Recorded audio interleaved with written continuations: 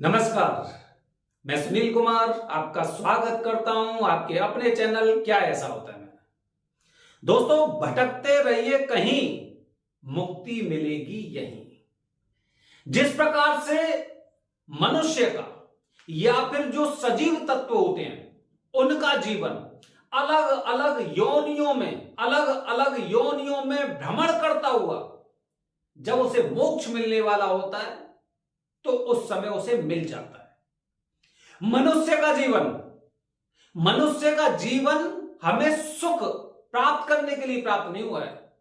मनुष्य का जीवन हमें कुछ चीजें भोगने के लिए, अपने जो संचित कर्म होते हैं उनसे मुक्ति पाने के लिए, यहां तक के लिए इसी जन्म के बाद हमें मोक्ष के मार्ग पर जाने के लिए मनुष्य का जीवन प्राप्त हुआ है।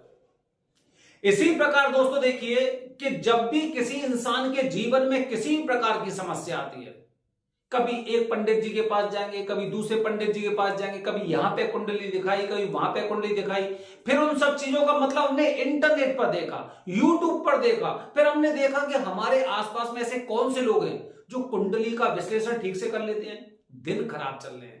काफी लोग कहते हैं किसी ने काला जादू कर दिया है, काफी लोग कहते हैं ऊपरी बाधा है, काफी लोग कहते हैं हमारे जो देवता है वो नाराज है, काफी कहते हैं कुलदेवी का प्रकोप चल रहा है, और काफी लोग तो पता नहीं जाने क्या क्या कहते हैं।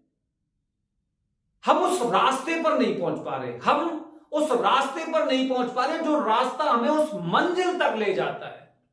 लेकिन अंत में जब वो समस्याएं खत्म होने वाली होती हैं तो हम यहां पर पहुंच ही जाते हैं, त्र्यंबकेश्वर।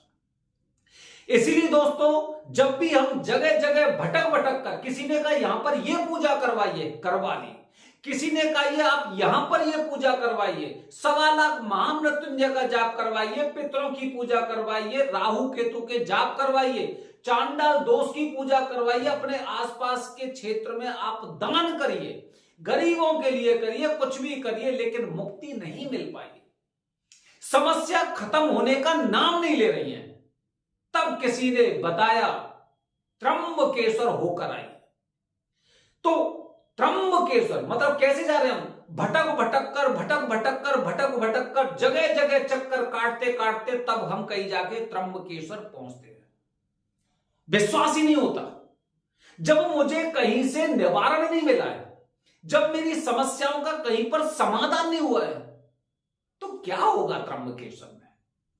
क्या मुक्ति मिलेगी? मुझ पे तो इतना कर्ज है, इस प्रकार की समस्या चल रही है, क्या छप्पड़ फाड़ के त्र्यंबकेश्वर महाराज जी देंगे मुझे? कैसे मैं इस तरह की समस्याओं से लड़ता रहूंगा?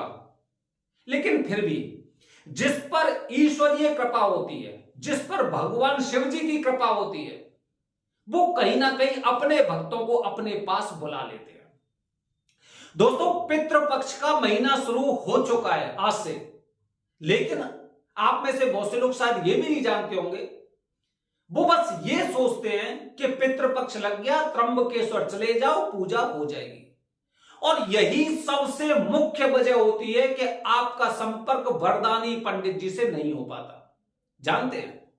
क्योंकि दोस्तों, पितृपक्ष में, जैसे कि अभी की बात करता हूं, पंचक का समय चल रहा है।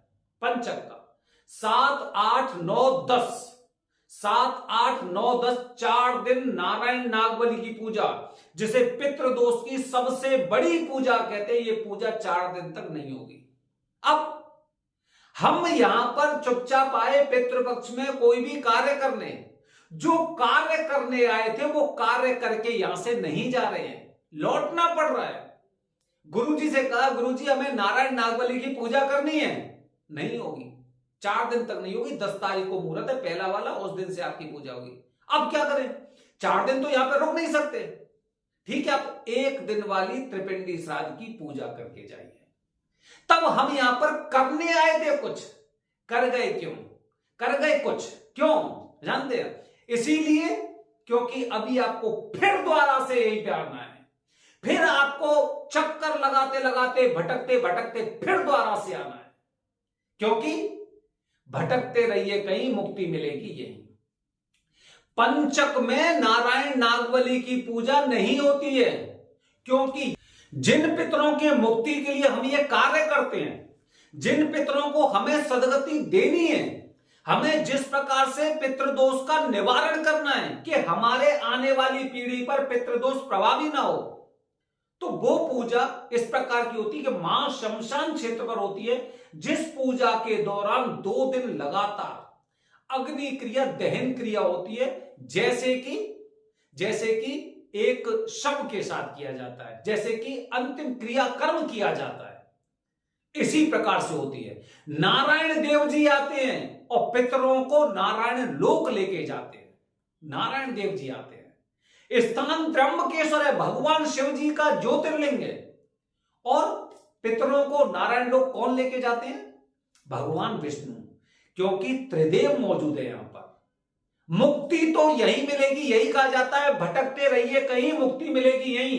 यही वजह दोस्तों, जिसको जो कार्य करना है वो कार्य यहां पर वो देवताओं के द्वारा ही होता है।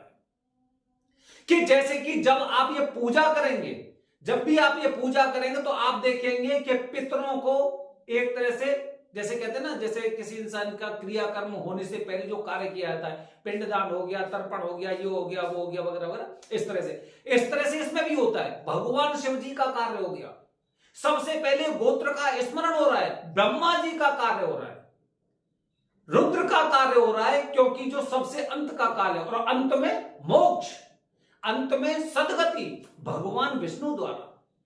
जब त्रिदेव अपने अपने कार्य को किसी एक व्यक्ति विशेष के लिए कर रहे हैं, एक पितरों के लिए कर रहे हैं, जो लोग इस धरती से जा चुके उनके लिए कर रहे हैं, तो निश्चित रूप से मुक्ति तो आपको मिलेगी।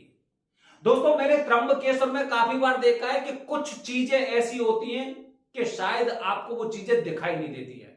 जैसे कि पहली बात दोस्तों, क्योंकि मुक्ति पाने के लिए आप त्र्यंबकेश्वर में जा रहे हैं, आने वाले वीडियो में आपको बताऊंगा, जो लोग यहां पर ग्रुप में, बहुत बड़े ग्रुप में आकर फंस जाते हैं, जो लोग यहां पर ग्रुप में आकर पूजा करते हैं, बहुत बड़े ग्रुप में आकर फंस जाते हैं, वो बहुत बड़ी भयंकर गलती भी कर सकते हैं, यहां पर बहुत बड़ी गलती। लेकिन जब भी आप यहां पे आ रहे हैं तो सबसे पहले आपको मुहूर्त के बारे में पता होना चाहिए। बिना मुहूर्त के आएंगे तो वरदानी पंडित जी से तो आपकी पूजा हो ही नहीं पाएगी, पहली बात तो ये है। या फिर आपको कुछ एक्स्ट्रा में ज्यादा दिन रुकना पड़ेगा, बाहर के पंडित जी से आपका संपर्क हो सकता है, ये भी एक बात हो सकती है। बाकी दोस्तों, जैसे कि कुछ दिन होते हैं, जैसे कि अभी पंचक चल रहा है, क्योंकि ये पूजा महाशमशान क्षेत्र में होगी, अग्नि क्रिया होती है। कहते हैं ना कि पंचक में अगर किसी इंसान की मृत्यु हो जाती है तो ऐसा शायद आपने भी सुना होगा कि 5 लोगों के मरने की खबर सुन लेते हैं, ऐसा हमने सुना है। इसीलिए पंचक में यह कार्य कभी नहीं करना चाहिए। अगर आप गलती से पंचक में इस क्षेत्र में पहुंच गए हैं और आप पूजा करना चाह रहे हैं तो आपको खुद भी रुकना चाहिए।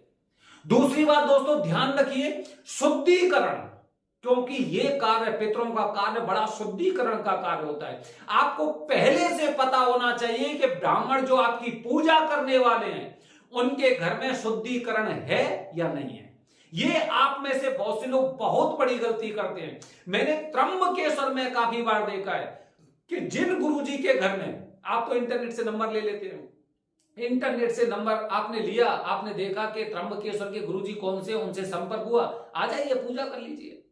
हो सकता है कि वो आपकी पूजा खुद ना करें, किसी और से करवाएं, आपको क्या पता कौन पूजा करवा रहे हैं। यहां पे त्र्यंबकेश्वर में दोस्तों इंटरनेट से आपको नंबर मिल जाएगा, लेकिन ये नहीं पता चलेगा कि ब्राह्मण के घर में मृत्यु कब हुई थी।